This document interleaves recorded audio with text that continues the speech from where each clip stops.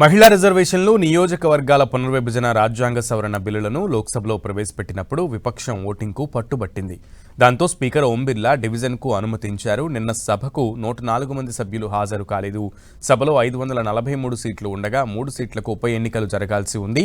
ప్రస్తుత బలం 540 మంది సభ్యుల్లో కేవలం 436 మంది హాజరయ్యారు. అందులో 251 మంది బిల్లులను ప్రవేశపెట్టడానికి అనుకూలంగా ఓటేశారు. 185 మంది వ్యతిరేకంగా ఓటేశారు. దాంతో విపక్షాల అభ్యంతరం వీగిపోయింది. బిల్లుపై చర్చ మొదలైంది. రాజ్యాంగ సవరణ బిల్లులను సభలో ప్రవేశపెట్టడానికి సాధారణ మెజారిటీ చాలు. నెగ్గించుకునే సమయంలో 2/3 మెజారిటీ అవసరం. లోక్సభలో నిజానికి ఎన్డీఏ బలం 293. అంటే ఎన్డీఏ సభ్యులే 42 మంది రాలేదు. ఇతర పక్షాల నుంచి మరో 62 మంది రాలేదు.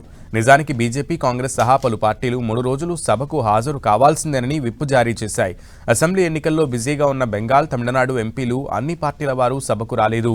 వామపక్షాల సభ్యులు కూడా సభకు దూరంగా ఉన్నట్లు తెలుస్తోంది. ఇంత కీలకమైన బిల్లుకు 104 మంది సభ్యులు రాకపోవడం తీవ్ర చర్చనీయాంశమైంది. అయితే 2/3 మెజారిటీకి చాలా దూరంలో ఉన్న ఎన్డీఏ ఈ బిల్లును నెగ్గించుకోవాలంటే 2/3 మెజారిటీ ఫిగర్ను 291కి తగ్గించాలి. అందుకోసం ప్రస్తుతం సభలో ఉన్న 540 మంది సభ్యుల్లో 104 మంది విపక్షం సభ్యులు హాజరు కాకుంటే సరిపోతుంది. నిన్నటి సభ్యుల గైర్హాజరు ఇవాళ జరగబోయే పరిణామాలకు సూచన కావచ్చనే ఊహాగానాలు సాగుతున్నాయి.